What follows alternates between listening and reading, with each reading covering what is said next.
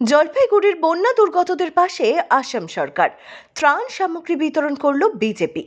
আসামের হেমন্ত বিশ্ব শর্মা সরকারের পাঠানো ত্রাণ সামগ্রী এবার জলপাইগুড়ির বন্যা কবলিত মানুষের কাছে পৌঁছে দিল বিজেপি। ধূপগুড়ি ব্লকের জলঢাকা নদী সংলগ্ন এলাকার দুর্গতদের হাতে সেই ত্রাণ তুলে দিলেন জেলা বিজেপির নেতাকর্মীরা। দীর্ঘদিন ধরে অভিযোগ উঠছিল যে বন্যা দুর্গতরা সরকারি সাহায্য পাচ্ছেন না। একই সাথে বিভিন্ন স্বেচ্ছাসেবী সংস্থা ত্রাণ দিলেও সরকারি নজরদারির অভাব ছিল বলে অভিযোগ করা হয়। শুধু তাই নয়, ত্রাণ বিতরণের রাজনৈতিক পক্ষপাতিত্বের অভিযোগও তুলেছিলেন স্থানীয়রা। এই পরিস্থিতিতে আসাম সরকার কন্টেনারে করে ত্রাণ সামগ্রী পাঠায়। ধূপগুড়ি টাউন ও গ্রামীণ বিজেপির তরফে এই ত্রাণ বিতরণ করা হয়। এলাকার একাধিক উচ্চপদস্থ বিজেপি নেতাকর্মী ও সমর্থকরা উপস্থিত ছিলেন।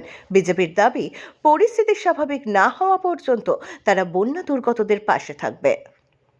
Bureau report, Falakata Times. তো আজকে এখানে আপনাদের হাতে কি কি তুলে দেওয়া হলো ত্রাণের স্বরূপ? সঙ্গে মোদী সরকার অনেক কিছু তুলে দিয়েছে, আসাম সরকার। কি কি দিল?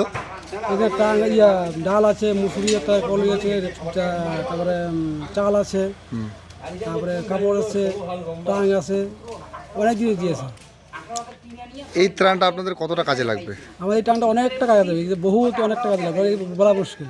একদম এখানে যাবতীয় দেখলাম যে সাবান থেকে শুরু করে কোলগেট ব্রাশ থেকে শুরু করে বাচ্চার দুধ থেকে শুরু করে চাল এক বস্তা এবং বিভিন্ন রকমের ডাল মশলাপাতি থেকে শুরু করে মশারি 2টা, রেনকোট এবং শোয়ার ব্ল্যাঙ্কেট অবধি সব কিছুই দেওয়া হয়েছে। হ্যাঁ, সব কিছু দেওয়া হয়েছে। তো এই ত্রাণটা পেয়ে আপনারা কতটা খুশি? অনেকটা খুশি। ধন্যবাদ।